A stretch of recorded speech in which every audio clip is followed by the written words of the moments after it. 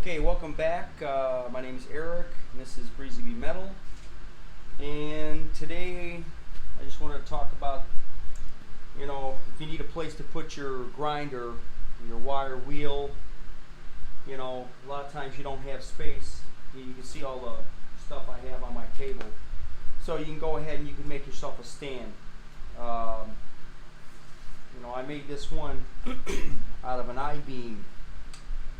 That one over there, that's made out of some round pipe. Somebody else made this one, and it's got a 15-inch mill vise on it. But I got different ones, so you can position them anywhere you want. You don't have to have a table. Anyway, out of all the tools that I have in my shop, now I love vices, so I got vices all over the place. But, so the vise, I think I use a vise probably every day. I love my ironworker machine, use it all the time. You can't replace it. But, probably the third most used tool in the shop, by far, is the belt grinder. I use it all the time. I have another belt grinder. Maybe I'll make another video for that where I made it myself, and it works good. But this one here, it's simple, and you go like even with the ironworker machine, how I punch some radiuses on some metal bar. You still have to clean it up. Come over, kind of hit it, or you can take sandpaper to it. But anytime you cut something, the plasma cutter, I got a couple band saws, metal band saws, Sawzall, whatever. You always get some burrs and you have to hit it with some sandpaper. So you can either grab the sandpaper and do it by hand, or you hit the button, go ahead and feather your edges. So, this grinder on here is a Buffalo's tool. I think it's a 3/4 horsepower. I don't know where. I think I got it at the flea market. Anyway, this thing is still trucking on. But you can take these attachments and you can hook them. You can take one side off, whatever side you want, and you can just hook the attachment on here.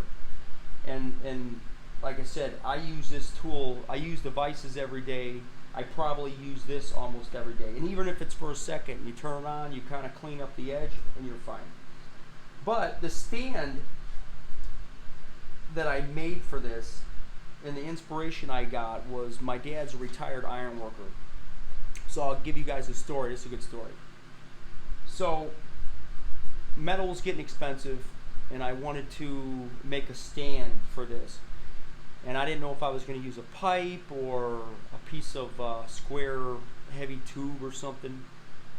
So I remember as a kid, we used to trip over this piece of I-beam that was on the side of my dad's house. And throughout the years, it kept getting buried more and more in the ground.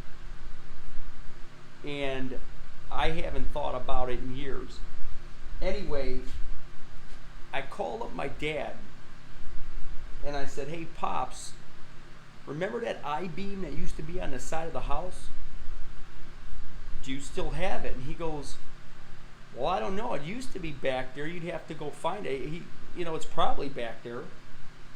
So I drove over to my parents' house. I looked on the side and you could see a little bit of metal sticking up. This thing was totally, like, almost buried throughout the years. I took a shovel, I dug this thing out of the ground. It was all rusty, but it's totally solid. I had to hit it with a wire wheel and a little bit of a grinder to clean it up. But after I got the I-beam out, and it was heavy, I can't remember if I cut it in half. It was a long beam. And he said back in the 80s, they needed some sort of a support to come out of the building on the high rise for his swing stage. and it's did something with steady, the swing stage, I don't know. Anyway, he ended up throwing it in the back of his truck, and he brought it home, and it sat on the side of the house since like 1985. So anyway, heavy duty, I went ahead, cleaned it up, and then what I did was I took a flat bar, I drilled a hole and I put these rivets in it, and I welded the rivets from the back. So if you open it up, it's kind of like, not a slinky, but it moved. You could stretch it or shrink it. So I squeezed it in and shrunk it to the size that it met the I-beam, and I welded it. And then what I did was I took red paint, oil-based red paint and linseed oil, and thinned it down and just brushed it on. It's pretty dirty, and it gave it just like an old, like a truss from a bridge or something. But what I did was I put a shackle and a hook for my grinding helmet, and then check this out, I put a bolt down here, a big bolt that was from my dad.